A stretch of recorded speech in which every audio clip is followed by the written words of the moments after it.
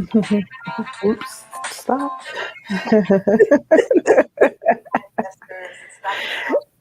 And we are live now. Okay. I'm always doing something, right? Oh, that's what we do. We have Hey, fun with investors. technology. Hey, everyone. Well, happy Wednesday and welcome to our Bookworm Investor Chat. Thank you for coming. And we're going to start today. This is the end of June. Yeah, the last day. This is the end of the second quarter. Mm-hmm. And let's see, what did we ended it on I think a mixed bag here. Let's see, both the Dow and the S&P 500 were positive and the NASDAQ was negative. So still a good note. So let's start our investment chat, speaking about some decisions that we at Bookworm made and talking about why we made the decisions to do what we're doing. Okay. Awesome. So there's some changes. Well, I don't know if it just kind of reinforcing that we're on the right path with the type of companies that we decided that we're going to focus on. Yeah. Mm-hmm. So it's regarding to like the quiz we have out there. We put that quiz out there specifically to give us an idea of what is working for you, or are we on the right track as to what information we're offering you guys when it comes to investing in the stock market, because everyone has different needs or specific knowledge. So today, Marcia's going to answer a really cool question because there's nothing more than knowing what we're going to be focusing on. So based off the information we've gotten so far, this is what we're going to be focusing on. And Marcia, I want you to tell us what here at Bookworm we're going to be focusing on. Okay. So first, I want to thank everyone out there who has taken the quiz. And if you haven't, we can give you the link to take the quiz. Yes.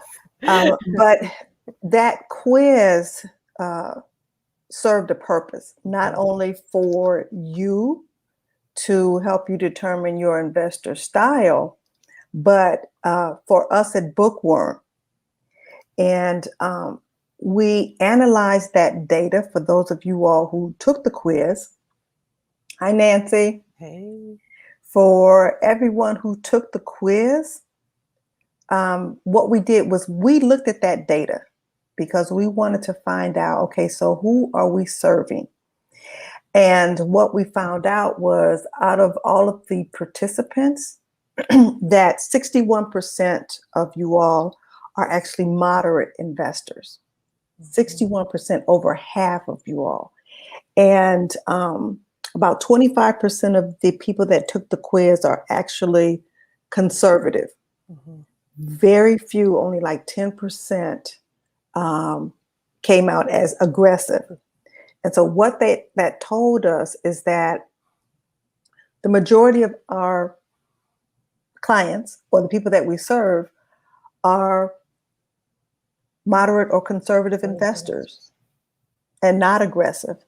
And so that means you can tolerate some risk, not a lot, because you want to be able to sleep well at night. So you can tolerate some risk, and you want to have or see some growth in your investment. But you also want to see some income coming in the form of dividends. And that helped us to say, well, then our focus should be on dividend growth companies. Mm-hmm. And so that is what we have chosen to do. And that is data driven. That's why Data driven. that's why we focus on dividend growth companies. Mm-hmm. Yeah. And believe it or not, there are a lot of dividend growth companies out there. There are over 700. And they, well, we'll talk about that later. But yeah, over 700 dividend growth companies out there to choose from. So we have an array of companies to pick from to help to develop and grow our stock portfolio. And because of that, that's kind of exciting because you kind of think that maybe I'm limited in the companies that I can invest in. You really aren't. And for the person who is a more, hi, Dana, and little me. So if as a beginner investor, we always tell you to, when you start looking at companies to invest in, start with what you know. Start with what you're familiar with when it comes to being at home, what products and services you use at home and at work and in your hobbies. Well, given this knowledge that there are so many dividend growth companies out there, you can, instead of staying in that box as you grow as an investor, you can step out of that box knowing that there are other companies that you probably never even knew were dividend growth companies. And those are the companies that also can help you to build your stock portfolio. And that's what we're here to do, to introduce you to some companies that you may not be familiar with, that you can add to your stock portfolio. And it gives you double benefit. Double benefit. It gives you yes. And what I like about dividend growth companies is that they will give you the benefit of not only growth, and when I say growth, I mean price growth, but also give you the benefit of income. So you got a double whammy coming in. Yep, and that's what we want. Period. So Nancy said she looked at John Deere and Nike. Yes, both are doing well. You know, Nike had a really good run this past week. So kudos for you if you are if you have Nike stock. And John Deere is a company that makes those big machineries. And now that we're into the infrastructure bill, that's what is going to be known as one of the infrastructure stocks to invest in. And that just gave me an idea. We need to do an investor chat on infrastructure stocks. Thank you, Nancy. This is what happens when.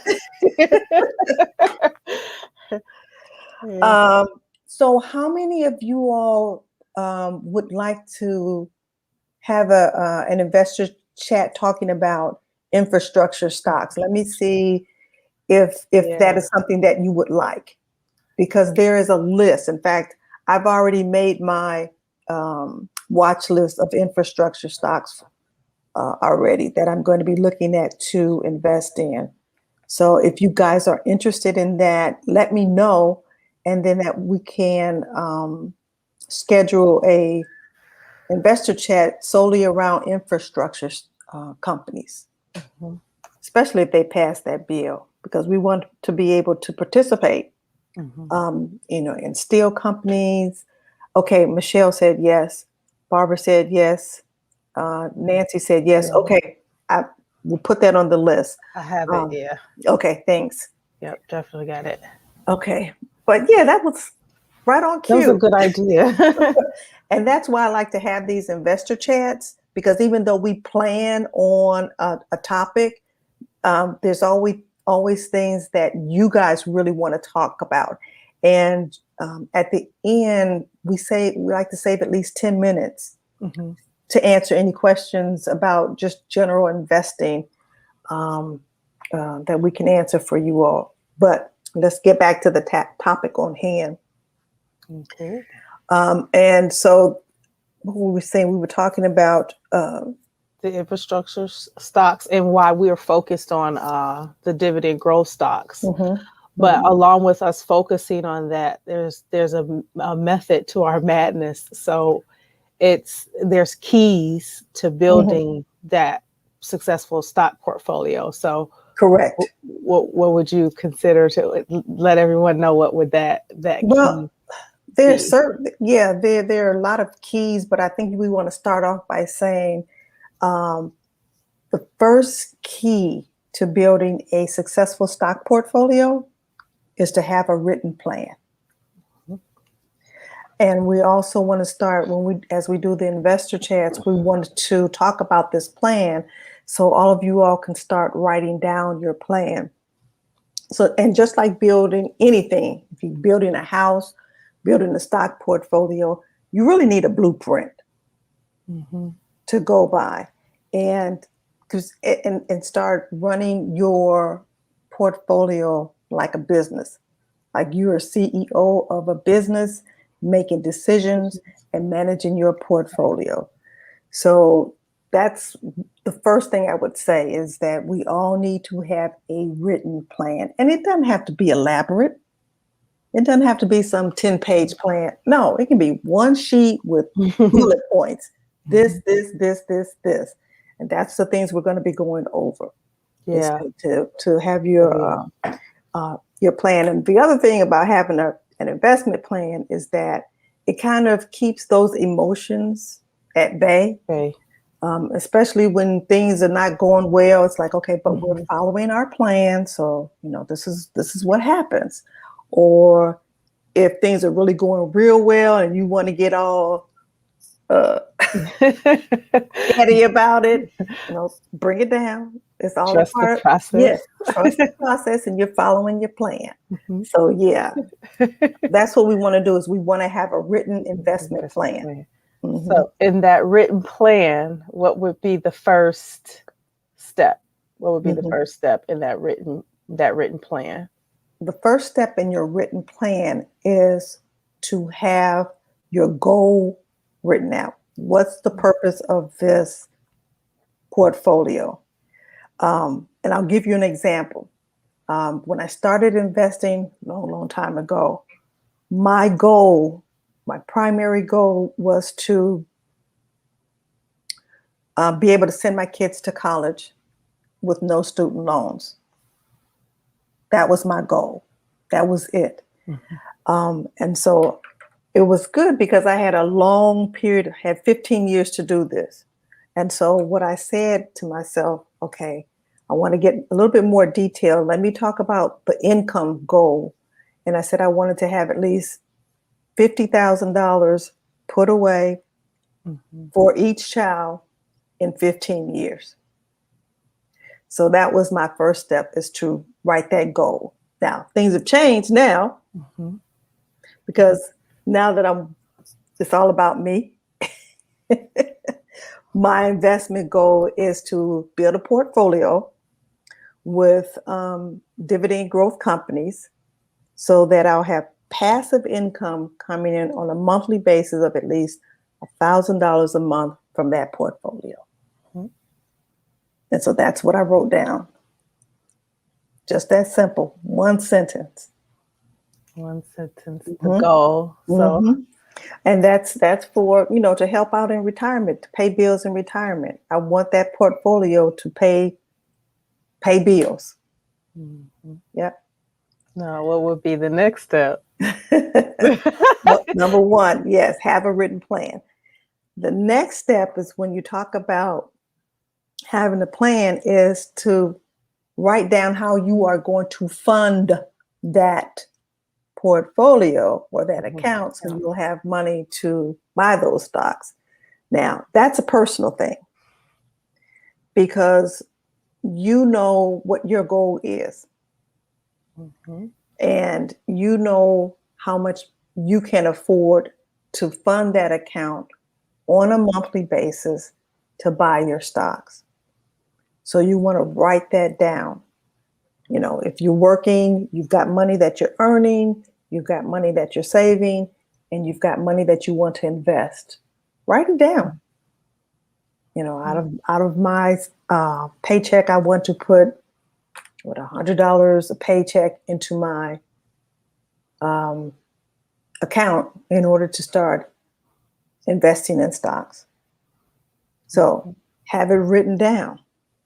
The other thing you could do is not only have it written down, if you can have it automated, just going from paycheck into your portfolio, into your brokerage account.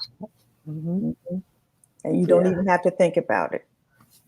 So those are the first two steps, I would say, when it comes to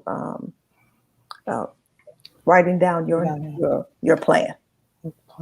Nice little tidbit that I learned was the 50-30-20 rule, I believe, where it was 50% is to the important bills, you know, home, car, things like that. I believe 30% is actually for investing. And then that 20% is you're either saving or you're paying for yourself, you know, or you use it for fun. So that's actually a good way to go about it, because most people think that you have to have a lot of money to invest. You don't. Wherever you are, you can use that 50-30-20 rule. And whatever that number is, that's what you work with. Yeah. And these are just guidelines. I mean, they can change. But the key is to have it written down so you'll have your blueprint there. So pretty simple. Yeah, I know some people were asking, well, I would need to know the blueprint. What's those 3 steps right there? There are 2, but it's about the plan. Those steps right there, if you start with those, you'll be amazed at where your next step, how you'll feel in your next step, and how successful you are. Yeah, that's the word we want. That's what we're focusing in on, is to build a successful stock portfolio. Yes, I know it's all about the companies, but it also encompasses other things. Yeah, other than analyzing companies. You know, let's write this stuff down. Yeah. I hope that was helpful. We do want to hear what you guys have to say.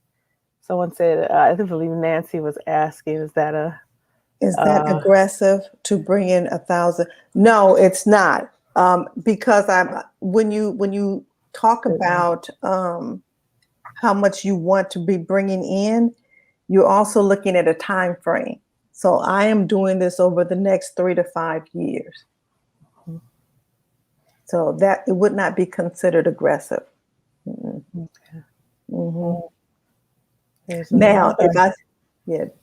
no, go for that. No, go back. No, because I was gonna say aggressive if I said I wanted to bring in $2,500 a month. That's gonna be so that would involve more than just dividend stocks. I would have to go with growth stocks and dividend stocks. Dividend stocks. Yeah. Yep. This is a good question. You pick stocks that pay out at different. That is a really the good question. key. Yes. When you are building a portfolio of dividend growth stocks, you're going to stagger the different companies, because some companies will pay out they pay out quarterly. The majority of companies will pay out quarterly. So you have some companies that pay out in January, April, July, and October.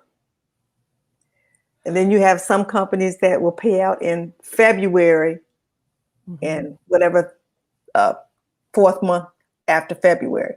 And then you have some companies that pay out in March. So you're staggering so that you'll be getting checks in every month. I hope that makes sense. That is the key.